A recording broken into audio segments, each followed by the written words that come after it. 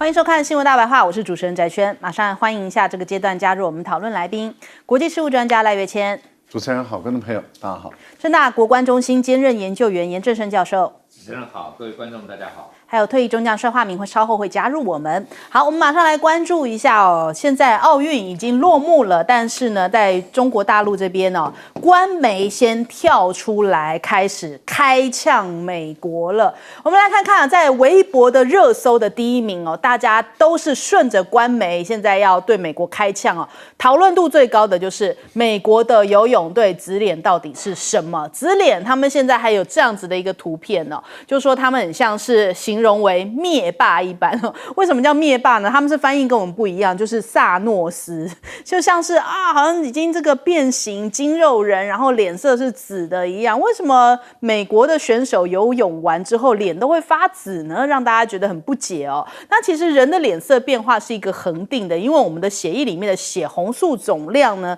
它是一个确定的状态。那脸部的这个血管发育也是固定的，这是在这一篇里面的讨论啊。那短时间其实是难以改变，就是你突然颜色变化非常的大的话，那就是有异常。那怎么样会产生这样颜色上的异常呢？那美国人是不是让血液里面的血红素增多，供氧更多，产生爆发力跟持久力哦？因此血红素比起平常多，脸色就会从红色变成紫色。这个是在微博这个词条里面的一些讨论内容哦。那我们说到了官媒开呛，其实就是央视他们直接下了一个标题哦，叫做美利坚重克国，嗑药的嗑哦，他用这样的一个标题对美国发出6连问，就是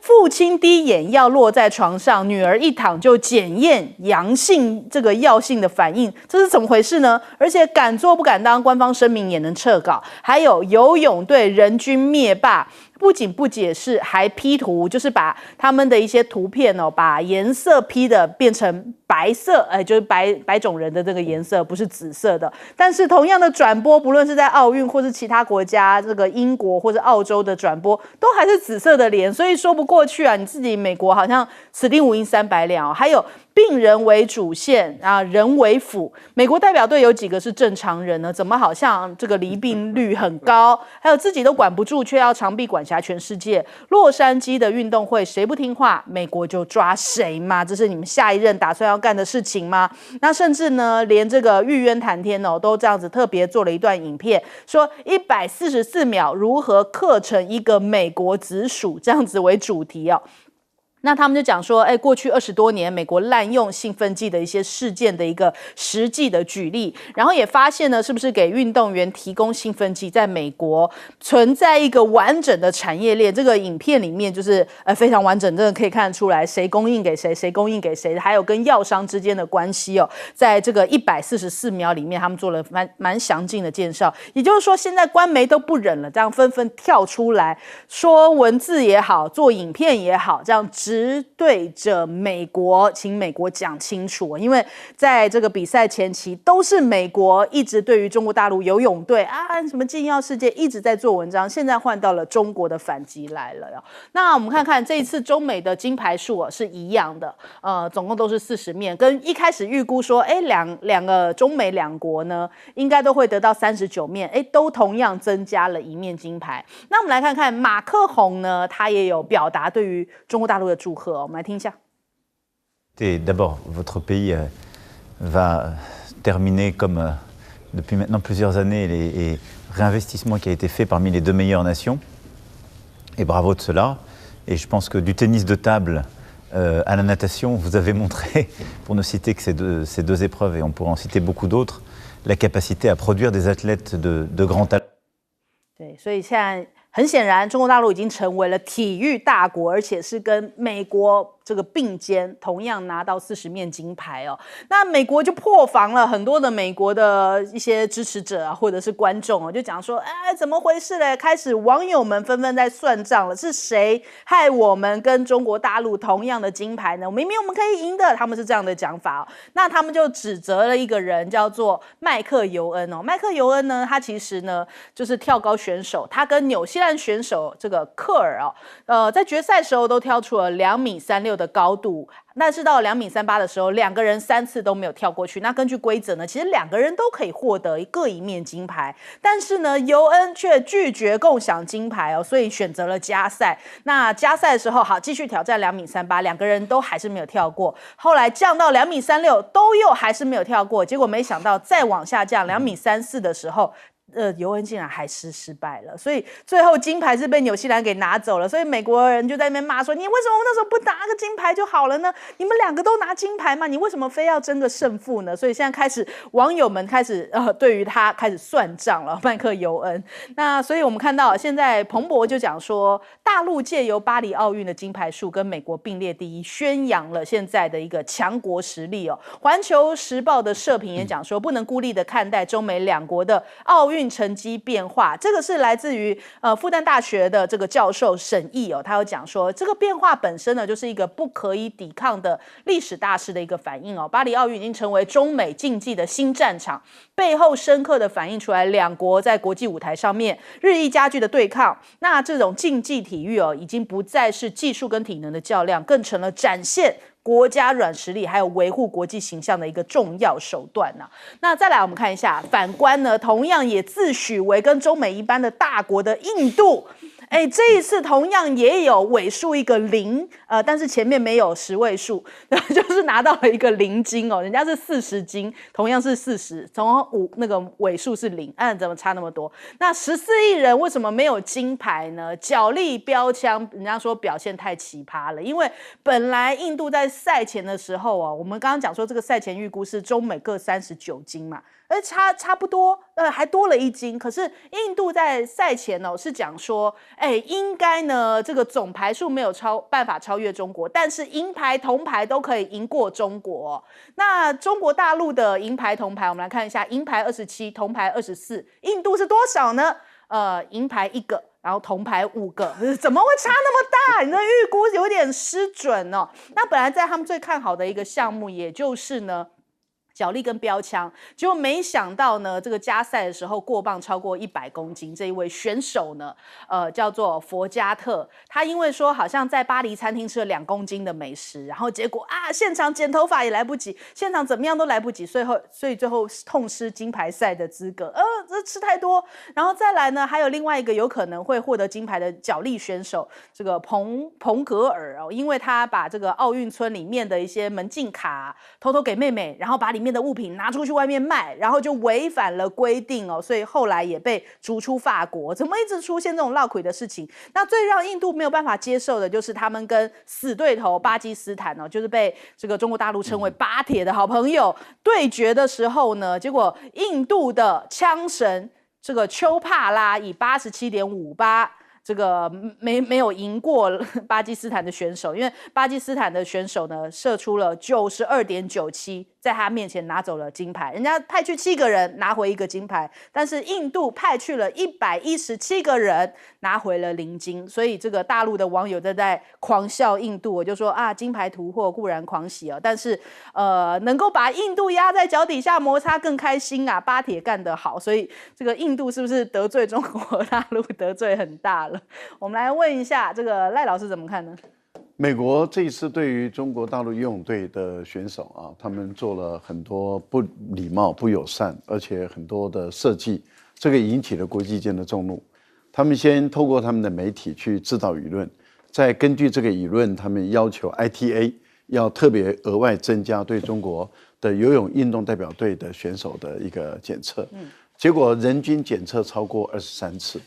而美国的检测就有6次，这样的一个行为，到最后连国际奥委会都看不下去了，警告美国说，如果你再这样的话，我取消你举办奥运的这个资格那我们看到美国这样的一种不理性、不友善跟策略性的运用，他们引起了很多的反作用力，但是大家却豁然发现，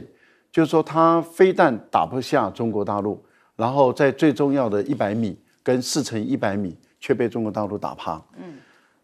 可是大家感觉到最诡异的就是，全世界所有的运动选手，游泳的运动选手，没有任何一个国家的代表队，他们游完泳以后脸会变紫色，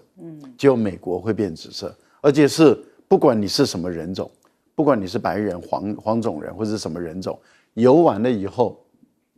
清一色的变质。那也引起了很多媒体，而且是国际媒体的质疑，要求这个国际奥委会要调查这个事。国际奥委会就很温柔的问了美国，美国的回答是说这个训练强度很够，选手很疲倦。可是大家都觉得到今天这个疑惑还是没有解开，为什么？因为每一个选手的训练强度都很够，也都很疲倦，可是为什么没有变成白色？没有变成紫色？而你美国的官方的 P 图为什么去把紫色拿掉，改白色？你美联社为什么要改掉颜色？通常疲倦不是应该是面色惨白吗？惨白这样，怎么它是惨紫呢？对，那所以大家都觉得很奇怪。但是更奇怪的是，你的国务院、你的大使馆、你的美联社为什么要改图、改色，而不用原来的颜色？这叫造假。对，这样的一个情形，中国奥运结束了，好，开始反击了。为什么要反击？其实反击是预留在洛杉矶的预做准备。为什么？因为确实未来的奥运是大国之间的软实力的一个比赛。软实力的比赛，你必须要把这个美国的运动员，他可以查别人，却不让人家查他自己，而且他们都有嗑药记录的这一些刻板印象，打在全世界几十亿人口的眼中里面，把它打进去。打进去的目的在哪里？打进去的目的就是4年以后，那么这个账都要拿出来算的。你如果现在都不讲话，你如果你的媒体都不吭声，那这个就云过风轻了，好像水过船过水无痕了一样的情形。可是你打下去了以后，等到4年洛杉矶开始举办奥运的时候，你就可以重新把这个新闻拿出来炒。美国的运动员嗑药的情形要解释清楚，要对于美国的运动员要查清楚他们有没有嗑药。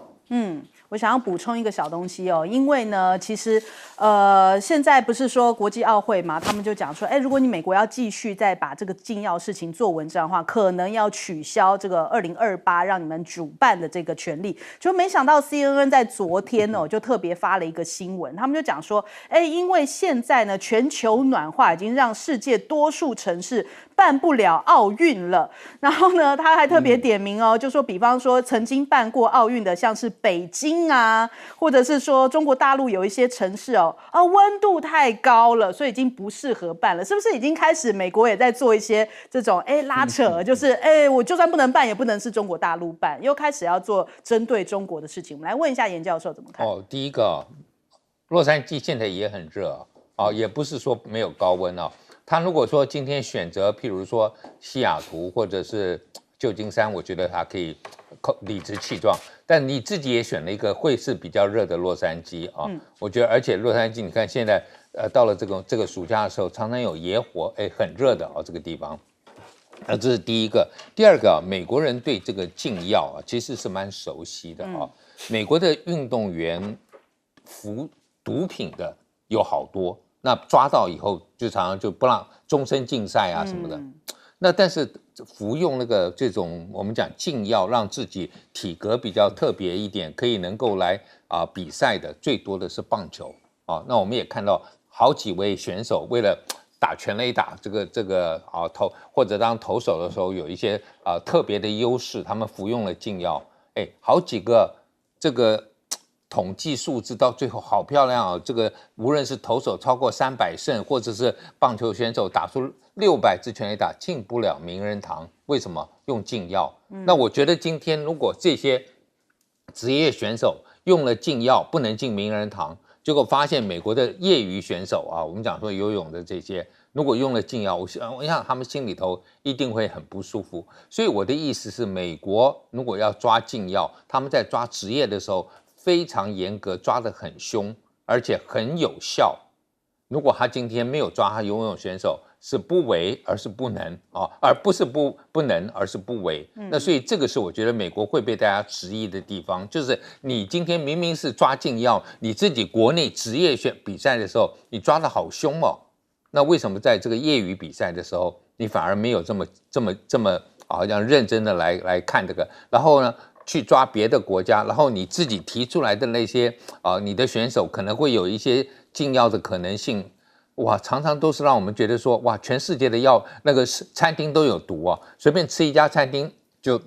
吃到了毒啊，这个禁药的东西哪有这么多？我就不相信这些餐厅花了心思去找，可能就是说，被抓到以后，赶快到那个餐厅再找一个食物，放一点那个东西，很像什么，你知道？很像美国的那个警察，抓不到这个犯人的一些东西，他这个把证物里头再把那个死人的血放在犯人的衣服上，说你看找到了。我觉得就变成是说他找到了这个在餐厅里头可能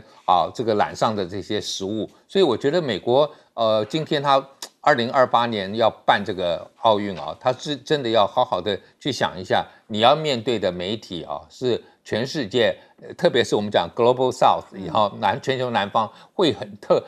用很严厉的眼光来检验你，然后再加上俄罗斯说不定已经不在被制裁的范围了，说不定会回来你美国的金牌可能就被俄罗斯分担掉一些，那可是中国的项目并不是跟他们竞争的项目，所以搞不好中国的金牌会多了。好，我们来问一下帅将军，因为现在等于说连大陆的官媒、央视也好，或者是说玉渊谈天也好，都已经开始直接对美国开干了，就是正面来质问美国，你是不是可以回答这些问题呢？因为美国不管是演艺界、运动界，这个吃嗑药的那个风气很普遍的。那为什么美国自己的职业赛抓得很凶？因为有地下也有赌盘，球队自己的 reputation， 球员自己的这个奖金，这个都有关系。他当然抓得很严。到奥会去作弊，那没有关系啊，无伤他自己本土的利益啊。你想，我是球队的 owner。我的球队如果全部打赢，我的股票也卖得好啊，对不对？那球员能够打出多少个全垒打，他身价也不同啊，代言了广告费也不少啊，年薪也可以跟球队谈啊，所以他们彼此防范，当然是抓得很凶。但是到国际赛不伤他自己国内的利益啊，那能吃药能拿冠，只要金牌数好看就好了。所以这个东西一点都不奇怪。人家说，你美国抓那么凶，出来他妈每个人都服药，一队4个人脸都是紫的，对不对？所以这个东西说不过去，中国大陆实在看不惯了。现在奥运手段越来越卑鄙了，谁主办我要加我专长的项目人家不擅长的项目。你像印度还想说，我拿板球可以拿冠军吧？还说瑜伽呢？对，他瑜伽设计20面金牌。对呀，那下次到中国办这个打太极拳啊，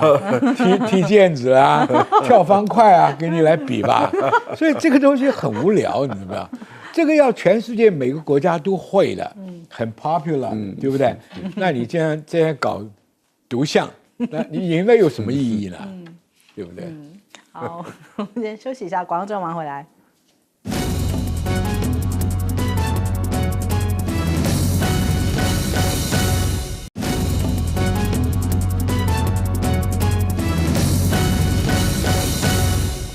好，欢迎回来，新闻大白话。我们来关注一下这个现在全球的紧张在中东、俄乌、印太，好像成了3个。有可能就是接下来，当然现在俄乌跟中东本身已经是非常的紧张了。我们来关注一下这些紧张是不是都跟美国有关系呢？首先先来看看中东的情势紧张，白宫讲说伊朗可能就会在本周来攻击以色列，所以他们现在也是这个紧锣密鼓的在关注这件事情那他为着可能会发生一连串重大的攻击已经做好了准备。那最有可能发生的时间点呢？他说现在跟以色列这边有同样的担忧跟预期应该会是在本周这个时间。那我们看到以黎的边境又再度互轰，2个真主党的士兵死亡，然后报复的火箭弹已经全部被以军的铁穹给击落了。以色列跟真主党呢，分别在近期有一些零星的交火，那甚至有2名的这样的武装士兵呢死于这样的袭击行动当中。所以双方其实虽然没有正式大规模开火，但是这种零星的这种发射火箭弹这样你来我往的都还是持续进行当中。那黎巴嫩讲说3名战士死亡之后呢，真主党轰以色列的北部，然后做了一些回击发射了喀秋莎这样的火箭弹来做一些反击行动。那中中东的大战倒数，那美国已经有更多的动作来了，就是他们现在派出了航母跟核潜舰来部署哦。根据 CNN 报道说，五角大厦宣布啊，这是非常罕见的宣布，说乔治亚号这艘核动力潜舰，然后专门装载巡弋飞弹的。那这样的潜舰位置一般来说是不会公开的，可是奥斯汀却下令说要搭载这个 F-35战机的这个航母打击群林肯号也赶紧赶过去哦，所以不但有航母，也有这个核动力潜舰，全部都去到那边，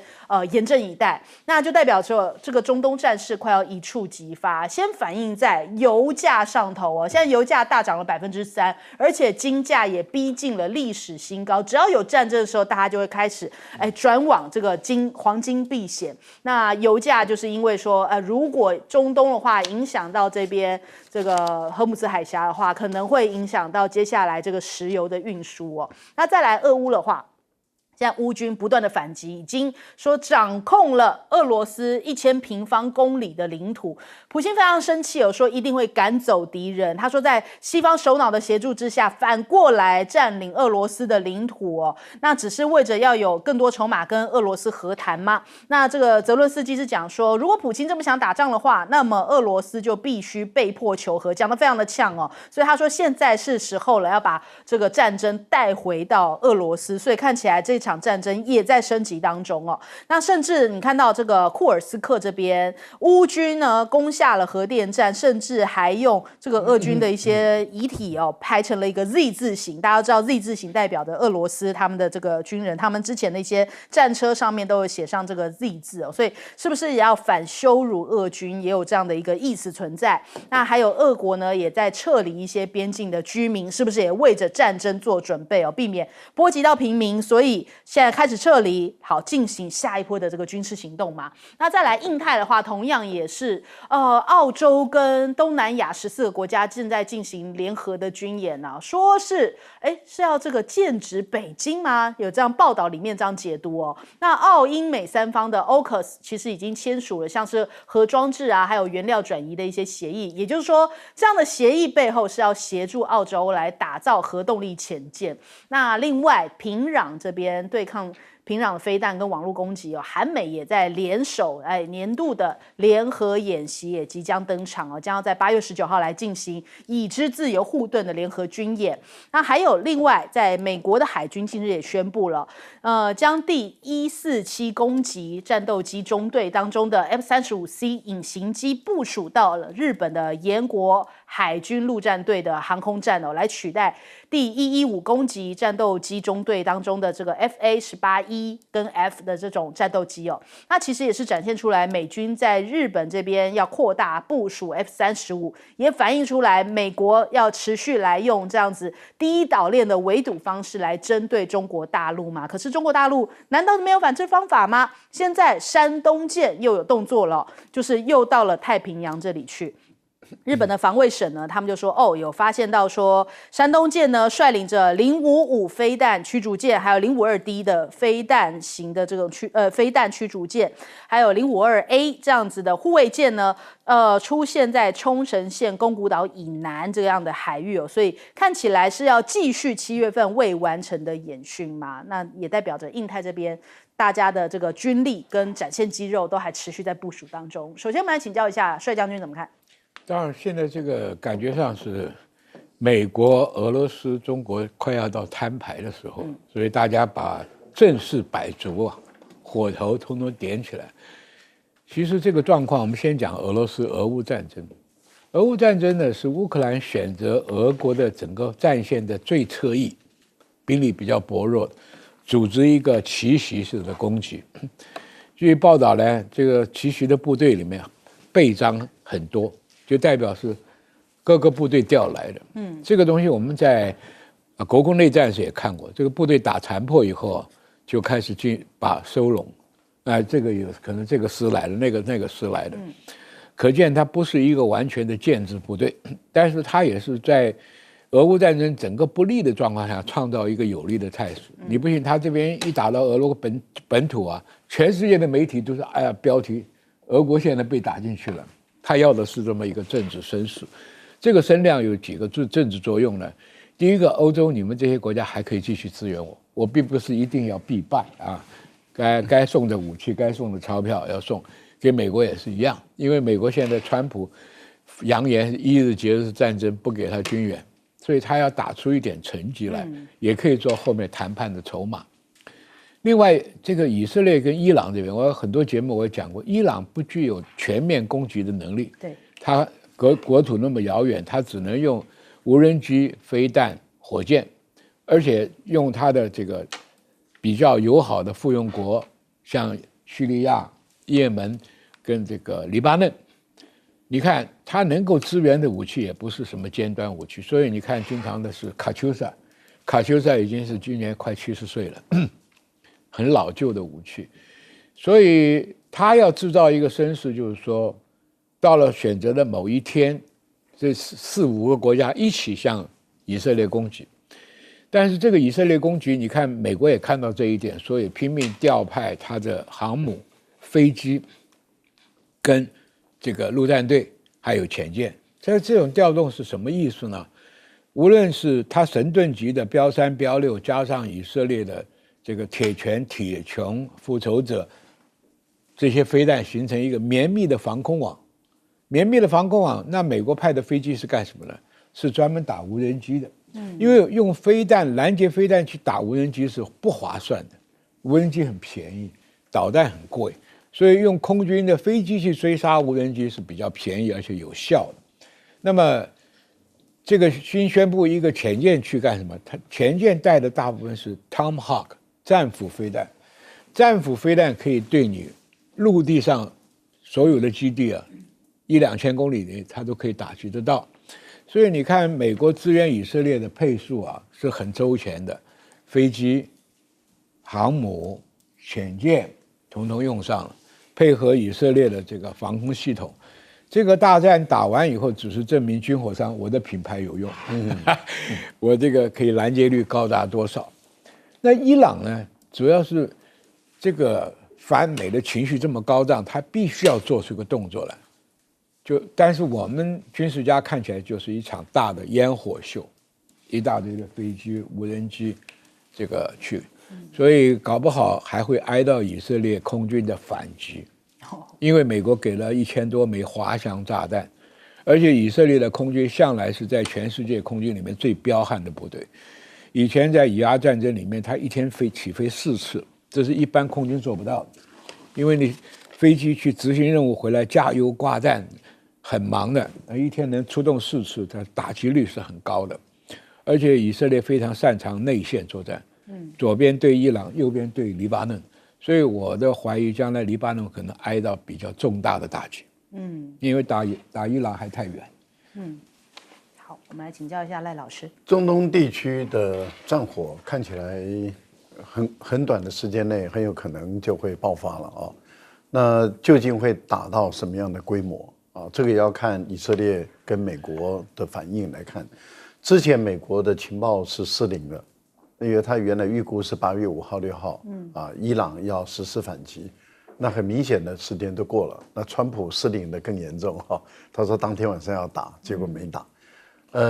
现在的情况是，美国的白宫承认也接受以色列的情报是比较准的。以色列的本来就估计应该是在13、14、12、13左右，那现在估计应该是15号，也就是当以色列的这个停战代表团到埃及的时候的那几天内开始开打这样的一个情况。那当然，伊朗的总统也先后打电话给这个英国的新的首相，还有就是德国的总理，都交换意见。他的逻辑很简单，就是说他现在实施的是自卫反击，因为连沙特这样的一个国家都认为伊朗的国家主权受到侵犯。那一个国家的国家主权受到侵犯，他提出自卫反击，这是合情合理的事情。而且伊朗也已经说得很明白，他没有要针对以色列的平民百姓，也没有要针对民生设施，所以他并没有要变成伊朗跟以色列之间2国的战争。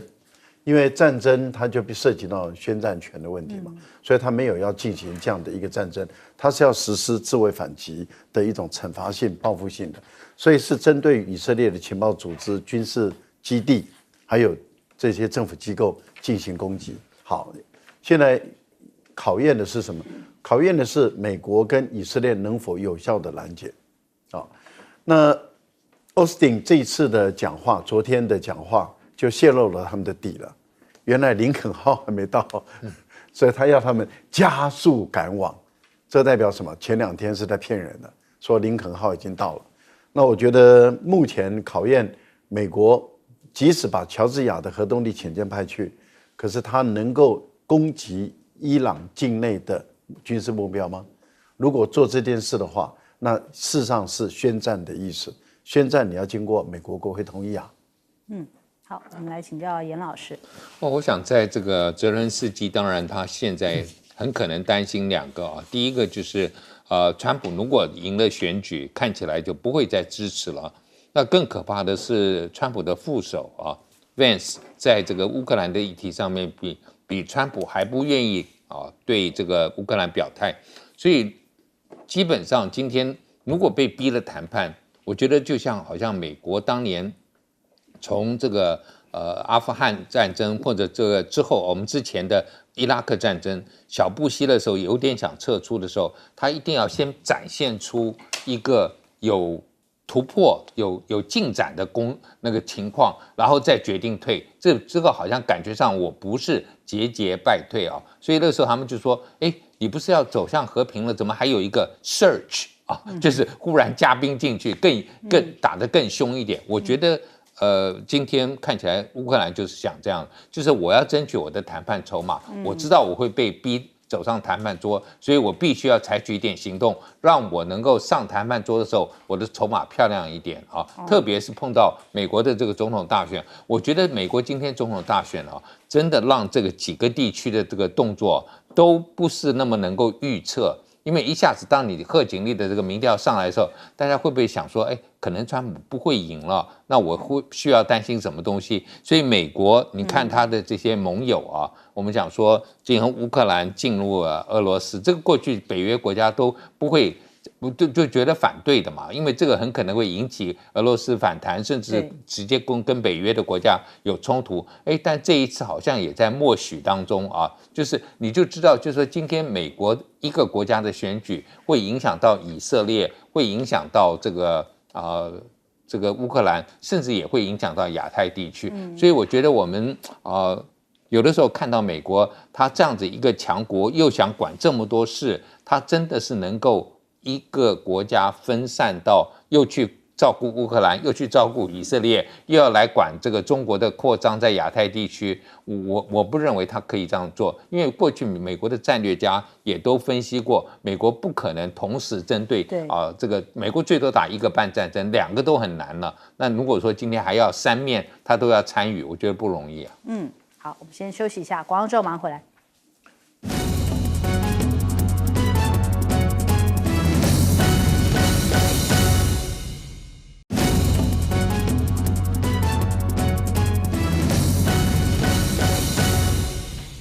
好，今天对于中国大陆来说，一个非常大的事情呢，也就是事隔79年。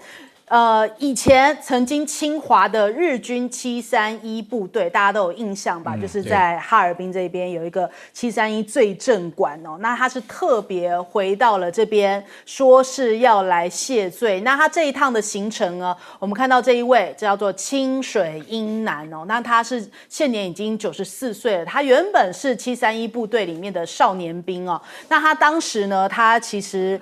后来有等于说透露出来他的身份。本来他们的一些相关的证物是不能够带回到日本去的，但是呢，他跟他的这个等于说友人，就是同样是731部队里头的人，他们带回了一些证明他们身份的一些这种证物然后后来在日本那边有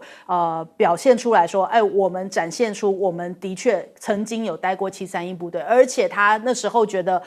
真的是惨绝人寰，因为他说他有去到那样的一个标本室里面，看到非常惨的画面，就是因而被活生生的剖开来。他说他这一辈子都忘不了那些画面哦，所以他觉得哪怕日本的官方不承认这件事情，他都要以他个人的身份也好，要重新回到中国大陆去。他说他也不怕中国大陆对他可能有这个怒火，会有很多民众的不谅解。他说因为呢，他这样的一个身份的这个表露出来，而且他表示说这是日本做错的事情。其实在日本政界已经很多人希望他死了，他甚至有讲这一番话。那所以他今天回到了中国大陆这件事情，也特别被中国大陆的一些官媒大篇幅的报道。那我们来看看他其实呢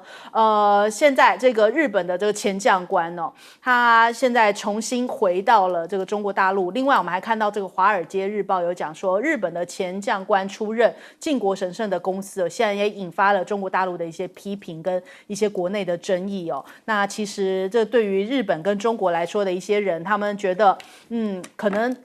日本保守派反而是受到一些鼓舞。那这样的非常具有争议的这个靖国神社，其实一直以来都是挑动中日双方的一个敏感神经。那的确呢，这个中日的关系也跟美国是息息相关的，因为随着美国大选接近美日韩现在安全合作可能受到了一些考验。华盛顿的一些专家呢就在讲说，最近升级的美日韩安全合作持久性的看法现在存在一些争议尤其是如果川普重新站回了这个美国总统的大位的话，那恐怕对于这个，因为他过去对于美国联盟是保持一个批评的态度，所以这样美日韩可能这样的一个安全合作的一个盟友方式可能会就会变成比较瓦解了，要重新再开始了。那另外我们来对比一下川普真的回得来吗？因为现在川普的整体的民调感觉上面好像陆续在落后贺锦丽今天另外一个大件事就是马斯克专访了川普，而且在他们的访问过程里面还被网攻就一度有一些技术问题，所以有很多的用户是没有办法聆听直播的。后来延后了40分钟才开始。马斯克讲说这是因为遭受到了网络攻击。那怎么样让他的声势重回一个高峰呢？现在川普想出来的方法就是要重回他7月13号遭到这个枪击暗杀并且生还的这个地方，唤起大家对于他这个好像这个勇敢不怕这样子的一个暗杀展现出来一个美国自信希望能够唤起大家对于他这样的一个印象那川普也同意现在重返了 X 再来发文，感觉上面马斯克成了赢家但是人家讲说小心这个川普可能是一个两面刃虽然声量很高，但是会不会引起一个讨厌川普的情绪，让很多的用户因此流失，也会造成他们的股价走跌因为现在目前川普他自己的社群平台，其实他们的股价也是一直在往下跌的一个状态。那再来我们来看看美国呢，其实虽然官方一直不论是谁上来都是好像在跟中国大陆对抗可是呢民间却是对于中国大陆是非常的依赖。首先先来看一下，现在拜登政府正在努力克服来自盟国和科技行业的一些反对意见准备要扩大来缓解中国制造最先进半导体能力的一些限制措施那就是等于说要围堵的更加严格了。那如果换成了川普回到了白宫的话，现在目前美国的媒体预估恐怕会影响到中国大陆的经济成长，可能要猛降1.4个百分点，讲的好像川普很威他说川普就是中国最大的噩梦真是如此吗？其实在中美贸易战之后反倒中国是越打越强那你越是限制我越是自己来生产嘛，所以其实这个预估恐怕也是有一点偏乐观。那再来看到美国媒体也提到了，现在还有很多的美国代表团你们官方在限制，但是代表团一些民间的企业却是赶紧去访问中国大陆为着接下来的一个中国大陆的市场布局那最后我们来看看这个马凯硕提的，他说不论是谁当选美国总统，其实中美关系都会变得更糟。那对于中国大陆来说的话，他认为中国的文明至少还会再繁荣个100年。好，首先我们来问一下帅将军怎么看。首先我们讲这个直木部队，这个371它的日本文字叫做直木，他根本不把人当人的。那个里面大陆很多受罪以后的难民出来讲，你简直很难想象，他把活人放在冰天雪地去冻，看你多久冻死，拿了汽油烧，看你皮肤烧了多少才会死。拿了各式各样很残忍的手段对去把人的极限，他在那里做试验。所以你说婴儿被解剖一点都不奇怪，而且他们还研究生物作战、毒气作战、病菌作战。所以为什么中日战争打完了，这些人没有受到纽伦堡大审，而受到这个日本东京大审？因为这些科学家都被接到美国去了。你们知道，美国一直骂人家武汉肺炎，其实这个病原菌，这个直木部队的首脑跟在德国抢来的这些生理学家，在美国的这个 CIA 里面主持的一个P4第4级的一个实验室，这个实验室生化实验室跟别的生化实验室有所区别，他们专门做这个极端的生物战剂、这个化学战剂跟这个病毒。所以他那个时候在蒙特利，他那个当地的报纸已经泄露，他那个外泄以后造成养老院很多人得白肺病，白肺病就是我们讲的 COVID-19，就是那个肺部。所以这个直木部队啊是非常巨大的，这个人肯去到那边去忏悔，我觉得很了不起。日本当然不愿意这个很脏的历史被掀出来，但是迟早你是要让世界上知道，日本是一个非常极端的民族。你看它是极端的有理，也极端的残暴，这就是他们的民族本性。另外，这个所谓这个靖国神社，我进去看过，里面供奉的真的就是像他这个以前的战犯里面这个战将啊，包含冈村宁次每个人都有他一个专柜，包含他的军服、他的军刀。那么在这个靖国神社是日本的极右派，他有10几部宣传车就停在附近，他每次出来宣传的就是日本要修宪，日本要变成一个正常国家。那么以前大家都看过一个很有名的作家叫三岛由纪夫，他也就是极右派里面，因为恨日本恨铁不成钢自杀的。所以这个日本这个民族啊，只要让他喘息过来，他绝对是一个向外扩张的一个民族。当年他看到中国唐朝强盛，到处去学；德国强盛跟德国去学，但是学会了强，他就开始欺凌弱者。像明朝弱的时候，他倭寇搞了100多年，100-200年。所以这个民族啊，跟他现在所表现的，一看就很明白了。好，我们来问一下赖老师。731部队在东北所干的事，只有禽兽才会做这种事，惨绝人寰。只有魔鬼撒旦这种才会做这种事。那很明显的，日本的731部队的这些军人，这些人就是禽兽，比禽兽还不如，比撒旦、比魔鬼还可恶。但是更可恶的地方是在于，他们想要试图掩盖真相，他们一直拒绝承认有这支部队存在。但是事实上，还是有一些人，他内心里面忐忑不安，那么也已经快要临近生命的终了。他觉得他再不赎罪，他再不去认错，他再不把这些事实公诸于世，他这一生，他的后代将永无宁日，因为他们知道他跟他的同事，跟那时候的日本军在中国，他们做了什么事。那我们看到了他到中国来，他主要的就是要透过这个行动，告诉全世界日本人干了见不得人的事，而一直在掩盖。其实更可怕、更可恶的，其实不只是日本，还有一个国家叫美国。美国掌控了很多731部队的资料，所以美国才会用交换他们免于刑期，免于被军事审判，然后把他们的这些资料送到美国来，奠定美国深化的一个基础。美国的很多的化妆品、很多的保养品的发展、很多的制药的发展，都跟这一份资料是有关系的。而美国到今天为止没有还给中国人一个交代，也就是说，美国没有把这些资料公诸于世，让全世界知道日本有731部队。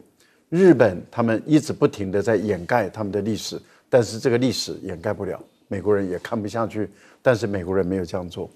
这个国家坦白说表面上每天满嘴仁义道德，但是实质上干的事都见不得人，真的是一个最不应该的事情。我觉得美国这个国家功利主义，也完全不考虑整个世界，而且它还是基督教的国家哎，他们还是，而且他们的政客都要上教堂哎，都是基督徒，我也是基督徒哎。你怎么不看旧约有牙以牙还牙？不是，但是我们相信正义，我们相信真理，我们相信仁慈，我们相信公道，我们相信慈爱。但是我觉得我们看到美国政客上教会，但是在干的事却都这么的污秽肮脏。也就是说，到教会难道去赎罪吗？然后他本身是撒旦吗？坦白说，这些政客有时候我看了真的是厌恶到极点。好，请教严老师。3K 党也是。我来谈一下川普啊，确实他的民调是开始有点落后了啊。那刚好现在马上又有8月份下星期有民主党的党代表大会，所以如果今天这个趋势继续，然后到了党代表大会，通常这个办完党代表大会之后，贺锦丽的民调会再往上面再翻一翻哦。那如果翻完之后，就要开始进入到9月份，我们讲的美国的9月份的第一个礼拜一，所谓的劳工节的这个周末完了之后，那就是美国大选的开始啊。那如果在这段时间都没有办法有特别的改善，然后到了9月10号的辩论也没办法压倒贺锦丽，我觉得川普麻烦蛮大的啊。那至于说，他为什么忽然又跟这个马斯克搞在一起啊？对不起啊，你马斯克搞电动车，美国人不是说不喜欢，但是一旦搞了电动车，就是第一个美国传统的制造业，汽车的制造业。其实你川普不是要把这些工人的工作找回来吗？你马斯克其实是拿掉他们的这个传统就是这个汽油的这种汽车的制造业，然后再加上如果今天你用电动车，就表示你的石油需要不多。川普是鼓励开油的哦，就继续要让美国这些油矿啊，这个页岩油这些的开采等等。所以今天我不知道为什么川普就其实马斯克，如果大家看他谈话，跟年轻的川普是一样的。这两个人真的是臭味相同，我觉得，所以两个人现在弄在一起，我觉得互相利用一下，你帮我抓背，我帮你抓背，大概完了之后，我想大概也不会有怎么样。可是确实，川普现在我认为他面临的危机比较大。那再加上如果今天他讲的一些话，他是我觉得美国有一个记者讲的最好。当年老罗斯福这个19世纪末期、20世纪初期，他成为总统之后，他的名言是什么？我是轻声细语拿了一个大棒就是美国的外交政策是我拿一个大棒，speak softly but carry a big stick。他说川普呢是 speak loudly but carry a twig， 拿一个小树枝所以你不要听川普这边大言不惭这边骂，结果一看拿出来这是一只小树枝，不是一只大棒。所以我觉得大家不要以为，特别我们在台湾，因为川普的话讲得很难听可能会对中国讲一些难听的话，可是真正到最后他如果选上总统，我不觉得对我们会有什么有利的地方。不过还好，就是说至少他的幕僚有一些那对，虽然我也不喜欢那些幕僚，可是那些幕僚是非常顶台湾。那我不知道他们能够影响川普多少，因为包括共和党的这个议员也好，他的幕僚也好，对，碰到川普全部变成政治侏儒了因为共和党就是川普党，那没有人敢反对他。可是贺锦